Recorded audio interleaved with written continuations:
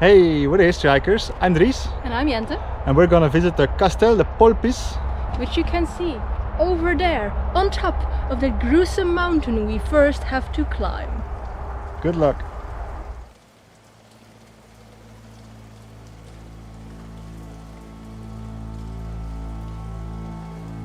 The castle of Polpis is situated on one of the peaks in the Irta mountains, not far from the castle of Xivert, which we visited prior. Just like Xivert, it holds a commanding position over the valley and the roads that pass below. Because of the stream running alongside the trail leading up to the castle, there are noticeably more trees and lush vegetation. There was a lot of humidity and trapped warmth. We felt like we were hiking in the jungle despite our visit being in November.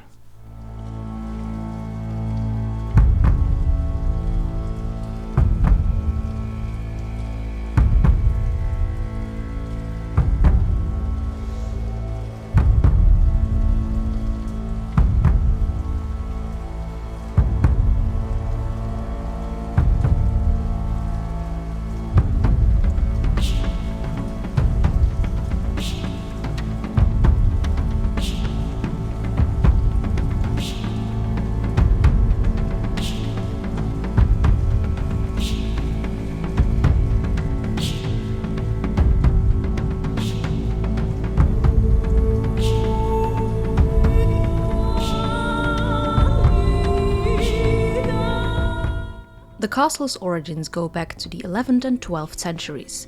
Just like Xivert, it was constructed by the Muslims who controlled large stretches of the Iberian Peninsula at the time. The castle was conquered by Christian troops in 1189. The Aragonese king Alfonso II donated it to the Knights Templar. Surrounded by powerful Muslim neighbors on all sides, such as Peñíscola and Xivert, it was soon lost again.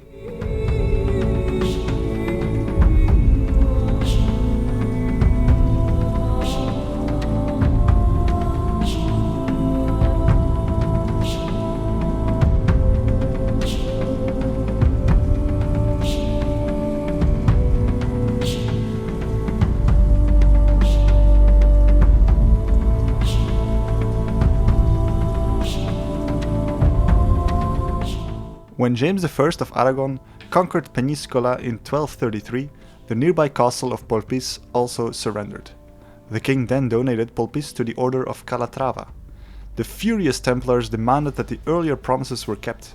The Order of Calatrava eventually complied and ceded the castle to them later that century. The area was repopulated and a small town was established. The rugged terrain meant it would likely not have been a large population.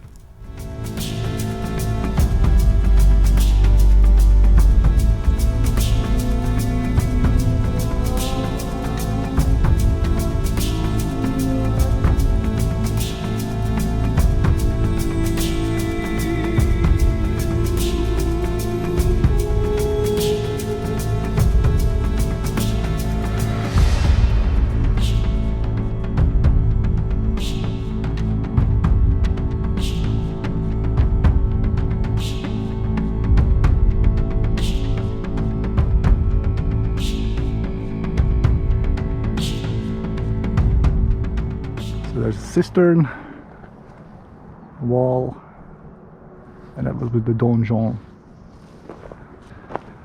The weapon square, now an orchard.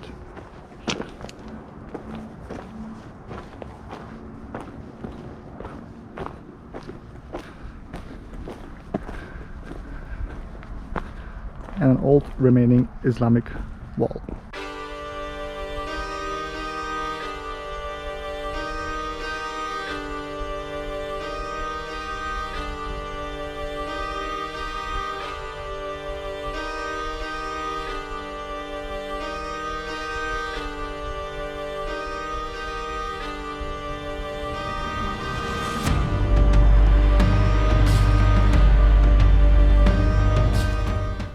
Under Christian control, the castle was rebuilt and enlarged to secure the newly conquered lands.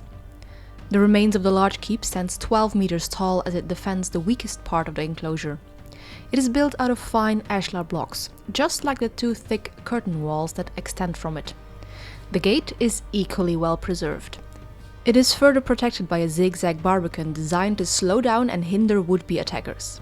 Next to the gate is a cistern, which surprisingly is so well preserved it apparently still holds water until this day. I wouldn't recommend drinking from it, however.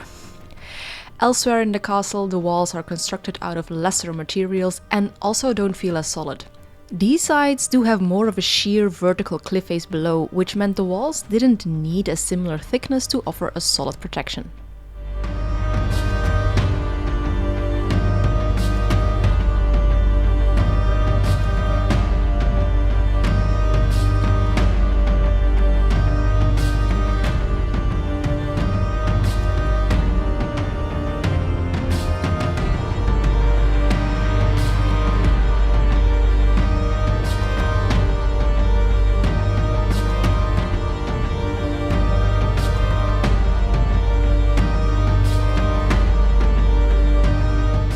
After the Templar Order was dissolved in 1319, the castle passed to the religious order of Montesa.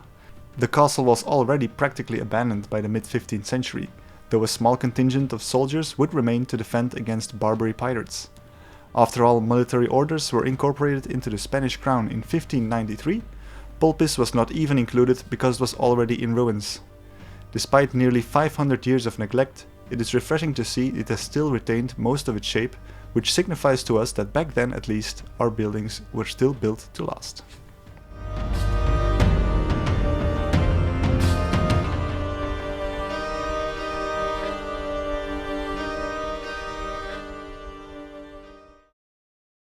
That was the Castel de Polpis. Time for the arbitrary selective castle score. I'm gonna go for an 8. I just like the strong strategic position and the reinforced nature of the castle. What do you think? I'm going to go lower and say a 7. After that grueling climb, I would not say this castle was worth it. There's just not enough left for me to give it a higher score. What do you think? Was it worth it that we came here? Let us know in the comments. Thank you so much for watching. And like, comment, subscribe and all that good YouTube stuff if you want to see more of these kind of castles. And we'll see you next time. Bye bye. Bye!